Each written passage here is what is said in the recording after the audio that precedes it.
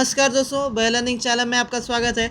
Video देखने से पहले चैनल को प्लीज़ सब्सक्राइब कीजिएगा और साथ ही बेल आइकॉन को भी क्लिक कीजिएगा ताकि आप तक चैनल का हर नोटिफिकेशन पहुंचता रहे और इसी तरह हमारा चैनल आपके साथ आगे बढ़ता रहे। तो दोस्तों चलिए आज का वीडियो शुरू करते हैं।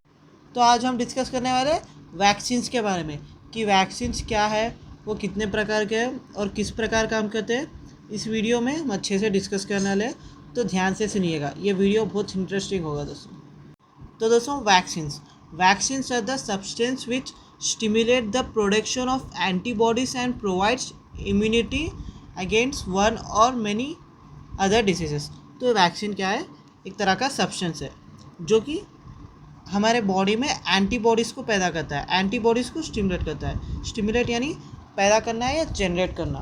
ओके, तो वैक्सीन का काम क्या है? एंटीबॉडीज़ को जनरेट करना है। ये एंटीबॉडीज़ एंटीजन फॉरेन पार्टिकल, जो फॉरेन पार्टिकल हमारे बॉडी में एंटर होता है उससे लड़ते हैं। ओके, और इस तरह हमारे रोग निरोधक शक्ति को भी ये इम्प्रूव करता है। इससे हम कई तरह की बीमारियों से बच सकते हैं। ओके, यही वैक्सीन्स का मुख्य काम है। ठीक है दोस्तों, तो इस तरह वैक्सीन्स काम करते हैं। तो next, the term vaccine was coined by doctor Edward Jenner. तो ये वैक्सीन शब्द किसने दिया है? एडवर्ड जर्नर ने। ओके, ये एडवर्ड जर्नर ने क्या किया है? इन्होंने एक वैक्सीन बनाया जो स्मॉल पॉक्स के अगेंस्ट काम करता है। अभी मैं उसके बारे में भी डिस्कस करने वाला हूँ, अच्छे से सुनिएगा दोस्तों। तो vaccines induced artificially acquired immunity. तो ये वैक्सीन क्या करते हैं? जब हम अपने बॉडी में जाते हैं एक आर्टिफिशियल इम्यूनिटी को क्रिएट करते हैं, यानी वैक्सीन के द्वारा हमें एक तरह की इम्यूनिटी मिलती है जो कि आर्टिफिशियल होती है और साथ ही जो इम्यूनिटी हमारे लिए ज़रूरी है, जो कि बीमारियों से लड़ सकती है और साथ ही हमारी रक्षा कर सकती है। इस तरह की रोग निरोधक शक्ति हमें वैक्सीन द्वारा मिलती है दोस्तों। ओके, तो दोस्तों ये वैक्सीन कई बीमारियों के लिए यानी कई तरह के डिसीज़ के लिए डिफरेंट होता है।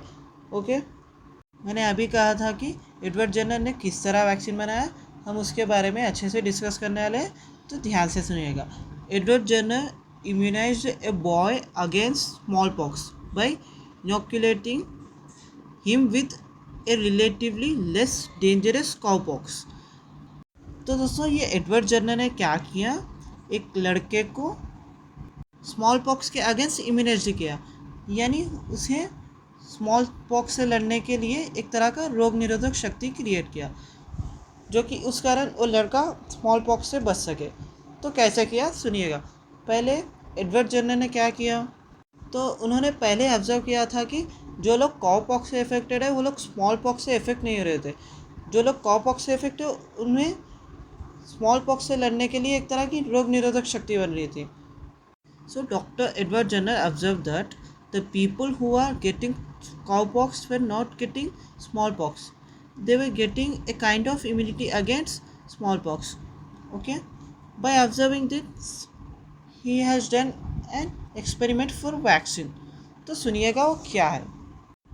तो उन्होंने पहले कॉपॉक्स के पेशेंट के ब्लिस्टर, यानी कॉपॉक्स आने पर एक छाले की तरह जिस्म पर बनते हैं ना, उसे ब्लिस्टर कहते हैं। ओके, इस ब्लिस्टर में से उन्होंने एक तरह का फ्लूइड, उस छाले में एक तरह का फ्लूइड प्रेजेंट होता है दोस्तों।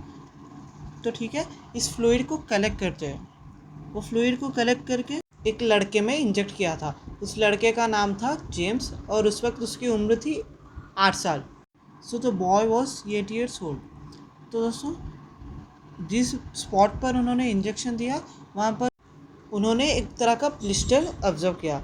ब्लिस्टर यानी मैंने कहा था छाले की तरह होता है। ओके, तो सिर्फ वही स्पॉट पर, यानी जिस स्पॉट पर उन्होंने इंजेक्शन दिया वही स्पॉट पर एक तरह का ब्लिस्टर ऑब्जर्व किया और वो लड़का जल्दी ही रिकवर हो गया कॉपॉक्स से। So he was recovered very soon. Then Edward Jenner ने नेक्स्ट क्या किया? उस लड़के को स्मॉल पॉक्स का ब्लिस्टर का फ्लूइड इंजेक्ट किया। देन उन्होंने ऑब्जर्व किया था कि उस लड़के को स्मॉल पॉक्स का कोई भी सिम्टम नहीं था, उस लड़के को स्मॉल पॉक्स का डिसीज़ ही नहीं आया था। तो इस तरह उन्होंने ऑब्जर्व किया the people who will be affected with कॉपॉक्स will not affect with small pox. तो इस कारण उन्हें कॉपॉक्स का फ्लूइड इंजेक्ट किया ताकि हमें स्मॉल पॉक्स के अगेंस्ट इम्यूनिटी मिल सके। इस तरह उस लड़के में स्मॉल पॉक्स के कोई लक्षण ही नहीं थे। इस तरह पहले स्मॉल पॉक्स का वैक्सीन बना। ओके, आशा करता हूँ कि आपको यह ज़रूर समझ आया होगा। Okay, so first Edward Jenner had collected the fluid from the blister of cowpox patient. Then he has injected into a boy.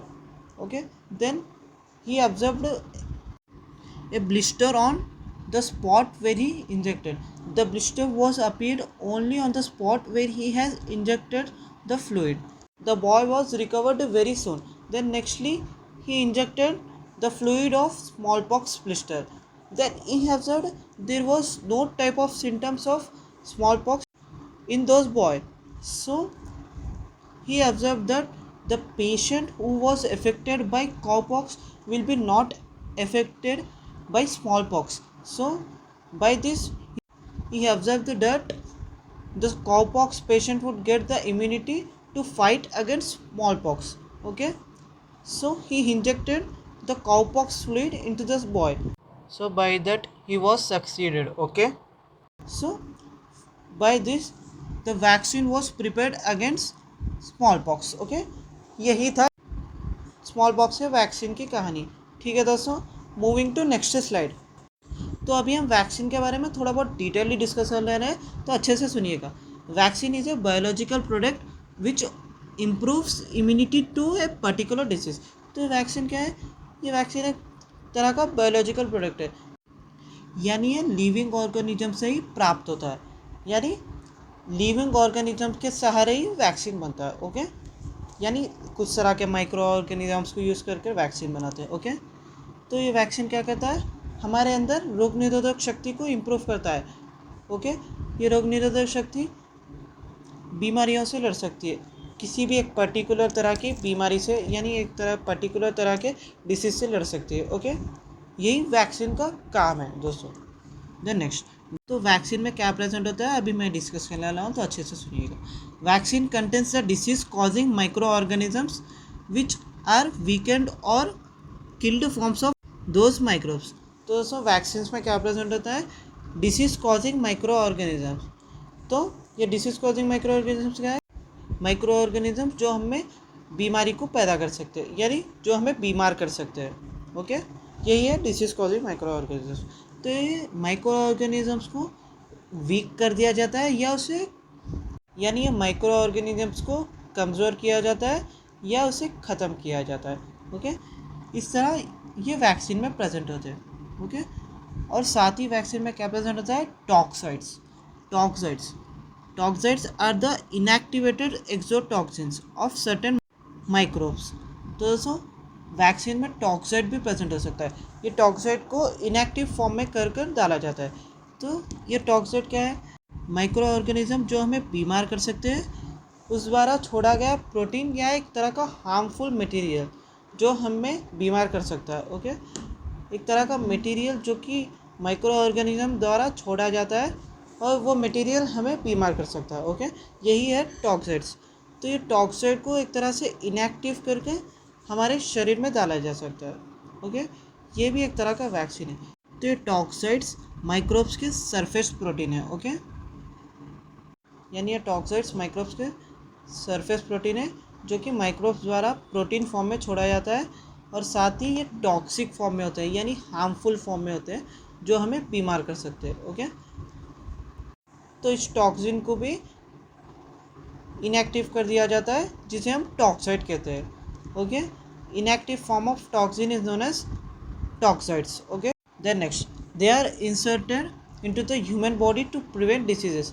तो दोस्तों ये वैक्सीन्स हमारे शरीर में दिए जाते हैं जिस कारण हम डिजीजेस से बच सकते हैं। ओके, तो दोस्तों ये वैक्सीन्स मेनली इंजेक्शन के फॉर्म में दिया जाते हैं या फिर orally. Okay, then next, vaccine किस प्रकार काम करने वाले हैं अभी हम थोड़ा बहुत डिटेलली डिस्कस करने वाले हैं, तो अच्छे से सुनिएगा। Vaccines will provide the property of memory of the immune system, means they prepare body to fight against the disease and prevent the diseases. तो दोस्तों ये वैक्सीन्स क्या करते हैं? हमारे इम्यून सिस्टम को एक तरह की मेमोरी प्रोवाइड करते हैं, यानी वैक्सीन्स द्वारा हमारे रोग निरोधक शक्ति में एक तरह का मेमोरी क्रिएट होता है, ठीक है।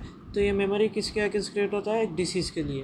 वो डिसीज़ के पैथोजेंस किस प्रकार होते हैं, वो माइक्रोब्स का स्ट्रक्चर किस तरह होता है, उस प्रकार से एंटीबॉडीज़ हमारे बॉडी में जनरेट होते हैं, ताकि हम डिसीज से बच सके। जब कभी वो फॉरेन पार्टिकल या माइक्रोब या एंटीजन हमारे बॉडी में एंटर होता है, वो एंटीबॉडीज़ रेडी होकर उस माइक्रोब या फॉरेन पार्टिकल को ख़त्म कर देते हैं, ठीक है।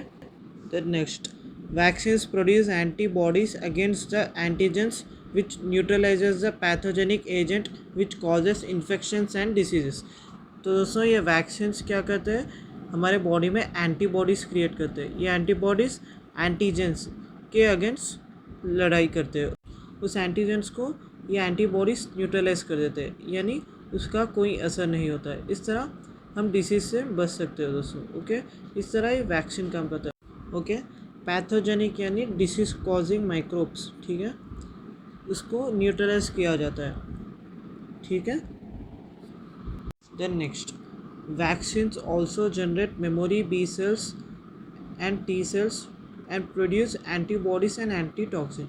तो वैक्सीन्स क्या क्या जनरेट करते हैं? मेमोरी बी सेल, ये पूरे हमारे इम्यूनिटी के सेल्स है दोस्तों। ये memory B cells, T cells और साथ ही एंटीबॉडीज, एंटीटॉक्सिन।